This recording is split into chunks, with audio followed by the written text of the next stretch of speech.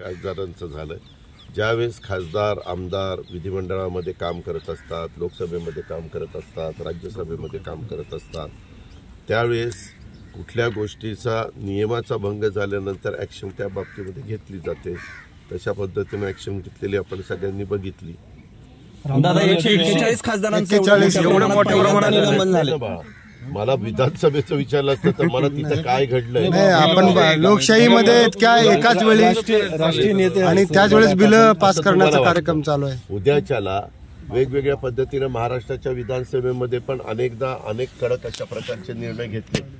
जर तिथं माझ्या माहितीप्रमाणे उपराष्ट्रपती महोदयांचा अपमान करण्यात आला, आज राष्ट्रपती असतील, उपराष्ट्रपती असतील, पंतप्रधान असतील, कुठल्याही राज्याचे मुख्यमंत्री असतील, या ज्या काही पोस्ट आहेत या महत्त्वाच्या पोस्ट आहेत. लोकशाही पद्धतीनं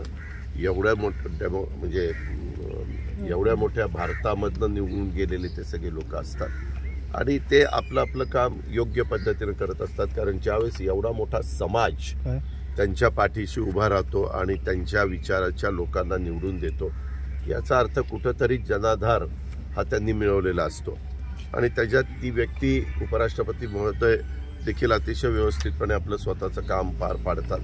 असं असताना तिथं जी काही घटना घडली त्याच्यामुळे एवढ्यांच्यावर ॲक्शन घेण्यात आलेली आहे असं माझ्या माहितीप्रमाणे मला जी माहिती मिळाली त्या आधारे मी तुमच्याशी बोलतो. दादा, पुढील महिन्यात राम मंदिराचं उद्घाटन आहे, आमंत्रण आलंय का आणि तुम्ही जाणार आहात राम मंदिर? मला अजूनपर्यंत आमंत्रण आलेलं नाही.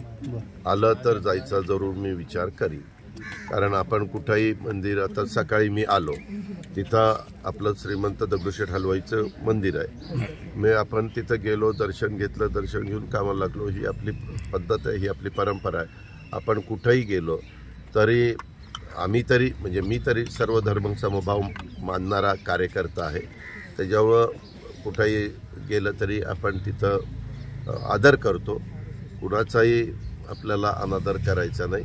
प्रत्येकाची भक्ती असते, प्रत्येकाचे कुठं ना कुठं एक त्यांना मनापासून वाटतं श्रद्धा असते. त्या श्रद्धेला कुठंही आपल्याला दुखवायचं नाही. दादा, आरएसएसची जातगण्य